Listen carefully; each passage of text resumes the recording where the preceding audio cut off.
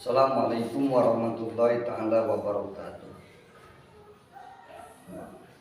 Sekarang kita akan membahas tentang permasalahan pernikahan yang boleh dikembalikan pasangannya, suami istri yang baru menikah, ketika di salah satu pasangannya tersebut ada hal yang tidak diharapkan dari pasangan-pasangannya.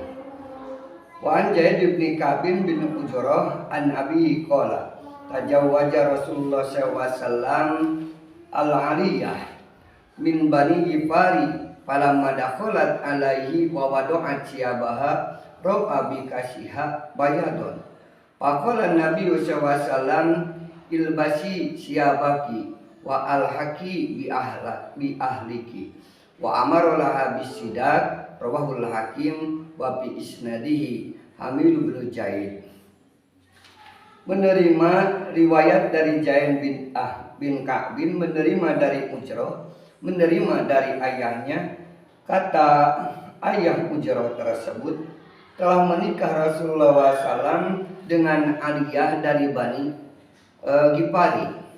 Ketika falamma dakhalat alaihi, ketika Aliyah tersebut masuk kepada menemui Rasulullah SAW, wa wada'at siyabaha, dan Aliyah tersebut membuka pakaiannya, ro'a bi kashiha bayadun, maka Rasul melihat di pinggul daripada Aliyah tersebut ada warna putih. Yang maksud bayadun di sana adalah mimbarosin, dari penyakit lepra. Jadi di pinggulnya Aliyah tersebut ada penyakit kusta ataupun lepra yang akan bisa menyebar ataupun bisa juga terkena kepada Rasulullah SAW. Faqala Nabi SAW, maka Nabi pun berkata, ilbasi siyabaki, pakailah pakaianmu tersebut, wa alhaqi bi ahliki, kemudian ikutlah bersama keluargamu, wa amarolaha bisidaki, dan Rasul pun memberikan mas kawin kepada Aliyah tersebut. Hadis diriwayatkan dari Hakim. Mana dari hadis ini daroh hadal hadis ala amraini, perputaran daripada hadis di sini ada dua hal. Awwaluhuma ma yakunu min alfadit tolak wa ma la yakunu. Yang pertama yang akan dibahas yaitu apa saja yang termasuk bagian daripada kalimah ataupun lafaz talak, dan apa saja yang tidak termasuk daripada lafaz talak.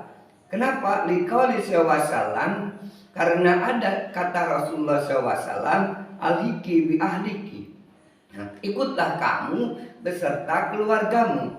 Nah, di sini menunjukkan bahwa di sana ada kalimat ataupun redaksi yang mengandung kalimat talak, walaupun lafaz daripada talaknya tersebut itu adalah talak kinayah. Biasa yang sering kita dengar, pulangkan saja aku kepada orang tuamu, kepada orang tuaku misalnya, kemudian dikembalikan kepada orang tuanya.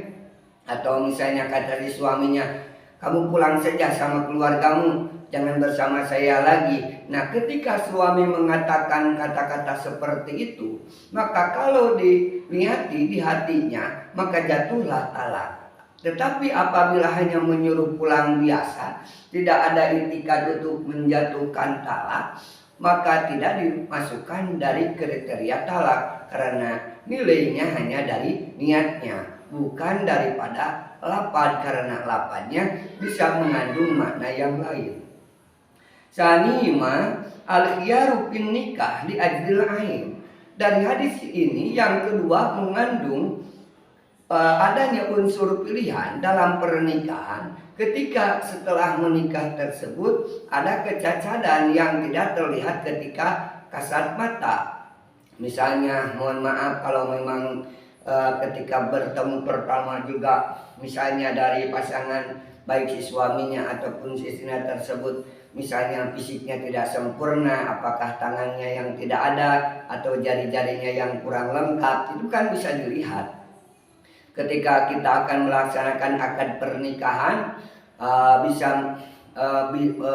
kalau memang niat untuk menikahi, maka alasan ketika sudah menikah dikembalikan kepada orang tuanya dengan alasan bahwa fisiknya ataupun jari-jari istrinya tersebut ataupun suaminya tersebut tidak lengkap, tidak bisa diterima karena itu dohir, kelihatan. Nah, yang jadi permasalahan kecacatan ataupun kekurangan atau aib daripada pasangannya tersebut apabila kasat mata, tidak terlihat secara langsung, secara dohir. Misalnya di dalam anggota tubuh yang ditutupi pakaian, seperti yang dicontohkan oleh Aliyah yang dinikahi oleh Rasulullah dari Bani Ghifari. Ketika Rasul melihat di pinggul Aliyah tersebut ada penyakit kusta, maka kata Rasul, ilbasi syabaki wa alhiki bi ahliki, kata Rasul, pakai kembali pakaianmu setelah dinikahi ini, kemudian ikutlah bersama keluargamu. Nah, maka di sini menunjukkan juga bahwa Rasul mengembalikan daripada Aliyah tersebut karena ada penyakit kusta yang ada di pinggulnya Aliyah. Nah, jadi dua pemahaman hadis ini disertakan bahwa ada ketentuan di pasangan apabila ada kekurangan yang tidak terlihat, bukan nampak secara dohir ketika pertemuan pertama, maka diperkenankan untuk dikembalikan ataupun dipulangkan kepada orang tuanya. Nah, maka tetap saja apabila dikembalikan, nanti kita akan bahas bagaimana kecacatan apa saja yang dipandang boleh dikembalikan. Wa qad talaba al ulama upi pasin nikah bila uyubi. Setelah terjadi kontroversi, ikhtilaf para ulama dalam masalah pasal nikah karena ada kecacatan-kecacatan tertentu. Padahal aksarul umat ila subutihi wa anikhtalafu fit tafasil. Maka berpendapat kebanyakan umat bahwa pernikahannya tetap tidak sah karena kalau ada kecacatan seperti itu, dan ikhtilaf dalam beberapa pembahasan. Wa qala Ibnu Qayyim anna kulla aibin yanfiru zawjul akhar minhu wa la yasilu bi maqsudun nikah minal mawaddah wa rahmah yujibul khiyar. Kata Ibnu Qayyim, setiap kecacatan yang ada di pasangannya kemudian ketika dinikahi juga dengan laki-laki yang lain atau pasangan yang lain, laki-laki tersebut akan meninggalkannya pula. Wala yasilu bihi maksudun nikah, dan tidak dihasilkan maksud dari pernikahan tersebut minal mawaddah wal warahmah, dari rasa saling menyayangi dan mengasihi, maka di sana yujibu al khiyar, mewajibkan adanya khiyar. Jadi adanya kecacatan dari pasangan suami istri tersebut apabila menikah juga setelah dikembalikan kemudian menikah lagi dengan laki-laki atau perempuan yang lain, kemudian misalnya pasangan yang baru pun akan meninggalkannya, maka di sana penyakit yang seperti itu, kekurangan yang seperti itu berkenan untuk terjadinya ya. Wa mal iktisaru ala aibaini au aksaro duna ma wa aula min dalika fala wajhun lahu. Adapun untuk menentukan terhadap dua kecacatan ataupun melebihi daripada itu, mana yang lebih prioritas ataupun yang lain, fala wajhalahu fal amma wa torsu wal kharsu. Maka didahulukan dulu yang pertama yang buta, kemudian yang tidak bisa berbicara, kemudian yang tuli. Min aqdobil munfirat, min aqdomil munfirat, di sebagian dari yang bisa menjauhkan dari pasangannya. Misalnya kita tidak tahu bahwa istri yang akan kita nikahi misalnya tidak melihat.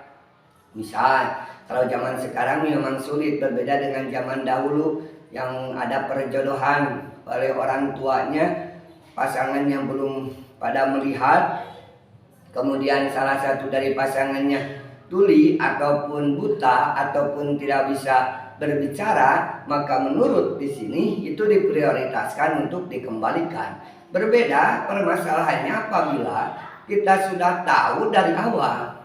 Misalnya kita berkenan menikahi seorang perempuan dan kita tahu perempuan itu misalnya tidak bisa mendengar. Nah, kemudian setelah terjadi pernikahan dengan alasan dia mengembalikan berhenti pernikahannya, pasca pernikahannya karena tidak mendengarnya tersebut, itu tidak bisa diterima karena dia di awal sudah tahu. Kalau misalnya memang tidak tahu, boleh dikembalikan. Bagaimana menurut Daud dan Ibnu Hazim?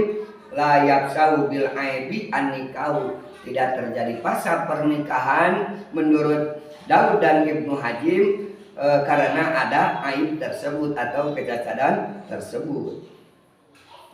Kemudian istihbabu itoi hasidah, maka disunatkan ketika kita juga mengembalikan pasangan yang ada kecacatan tersebut, ada kekurangan tersebut, baik penyakit ataupun memang misalnya ada kornun. Kalau di perempuan ada rotun, kornun itu misalnya vaginanya terhalang oleh selaput tulang ataupun terhalang juga oleh selaput daging, maka tidak mungkin terjadi hubungan badan antara suami istri, maka boleh dikembalikan. Tetapi walaupun boleh dikembalikan, disunatkan untuk memberikan mas kawin, yakni lil mar'ati allati doharu min hal aib, yaitu dari perempuan, untuk perempuan yang sudah tampak di perempuan tersebut ada kecacatan yang telah diketahui.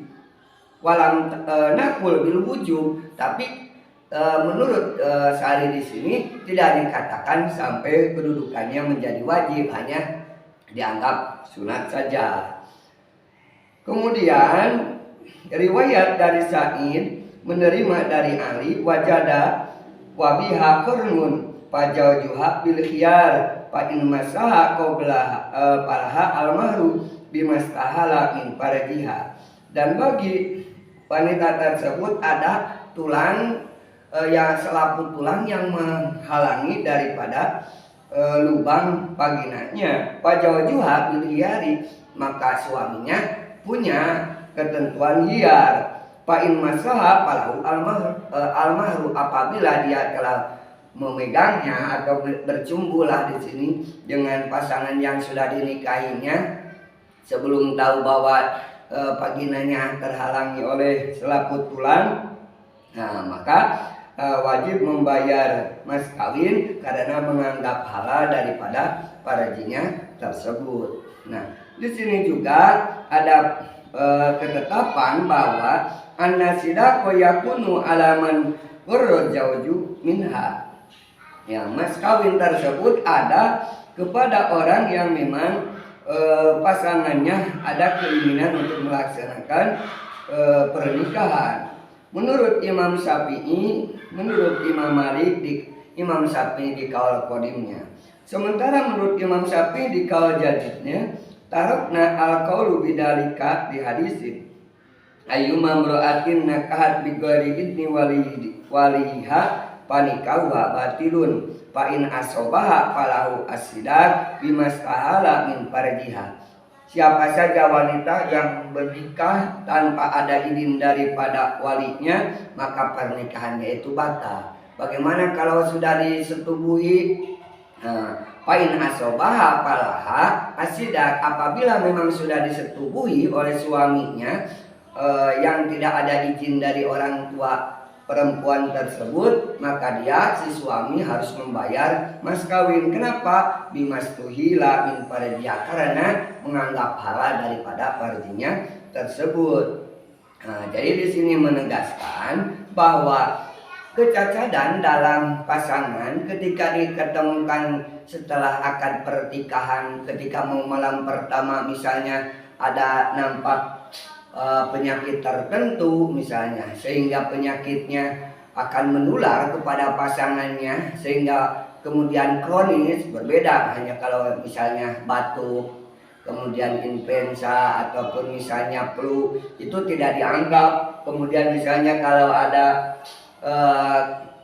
kadas, kurap, panu, itu tidak dianggap. Yang dianggap itu adalah apabila penyakitnya yang sulit untuk disembuhkan seperti kusta ataupun lepra, kemudian khawatirkan misalnya akan terjadi penyebaran terhadap pasangannya tersebut, kemudian karena susah diobati, maka penyakit tersebut seperti penyakit haid, ya, karena ada misalnya haid tersebut menggunakan bekas daripada orang yang sudah punya penyakit haid tanpa diketahui, baik menggunakan jarum bekas ataupun wadah yang tidak dicuci dengan baik tanpa tahu, walaupun tidak melalui hubungan badan. Tidak selamanya bahwa terjadinya haid tersebut karena akibat dari perbuatan hubungan badan secara bebas. Tidak selamanya seperti itu. Nah, apabila diketahui penyakit-penyakit yang kronis ataupun karena alat vitalnya tertentu misalnya tidak bisa dinikmati, usailahnya, madu manisnya itu tidak bisa dicicipi, maka boleh dikembalikan. Begitu pula misalnya daripada laki-laki, mana diantaranya anak itu atau anak tersebut adalah yang tidak bisa bangun, nah, boleh dikembalikan. Bagi si perempuan misalnya tahu suaminya ketika malam pertama ketika berjumbu, kemaluan laki-lakinya tidak bangun-bangun, tidur terus, walaupun kelihatan ada gairah daripada suaminya tersebut, maka itu boleh dikembalikan, tetapi ada masa tunggu. Berapa lama masa tunggunya? Bapak ditalapal ulama hal ananatu yasbutu bihal khiyar faqala Ahmad wa jamaah laisa bi'aidin wala yabsau. Menurut di sini terjadi perikhtilafan ulama tentang impoten ataupun tidak bisa bangun, ya. Adanya hiyar menurut Imam Ahmad dan si golongan itu bukan salah satu aib yang bisa dikembalikan oleh istrinya dan tidak terjadi fasa. Kemudian menurut pendapat yang lain selain daripada Imam Ahmad, maka itu salah satu penyakit karena merugikan pasangan istri. Ketika tidak bangun alat vital laki-laki tersebut, maka akan rugi, tidak punya keturunan, tidak bisa menikmati tujuan daripada pernikahan, diantaranya yaitu berhubungan badan. Nah, selain itu tidak bisa kita berbuat tidak adil, karena perempuan juga sama ingin menikmati malam pertamanya dan ingin punya turunan, maka kalau tidak bangun menurut syariat adat, maka tidak akan mendapatkan keturunan. Nah, berapa lama jatah waktu ditunggukannya? Yumhalu sanatan, ditunggukan sampai 1 tahun. Suaminya jangan dulu dikembalikan, silakan berobat dulu, mungkin bisa dari dokter bisa diobati. Kalau menurut dokter ini tidak bisa diobati, setelah 1 tahun maka boleh mengembalikan, minta cerai kepada suaminya karena kepunyaan suaminya, burung suaminya tidak bisa bersuara ataupun tidak bisa bangun. Maka Islam memperhatikan untuk perbaikan rumah tangga, baik itu bagi laki-laki, baik dari perempuan. Apabila dari pasangannya ada kecacatan yang tidak bisa ditolerir ketika setelah pernikahan, seperti tadi penyakit kusta, seperti tadi kornun, rotbun, kemudian anana, maka itu boleh dikembalikan menurut hadis yang 2 tadi dibacakan. Mudah-mudahan ada manfaatnya. Assalamualaikum warahmatullahi wabarakatuh.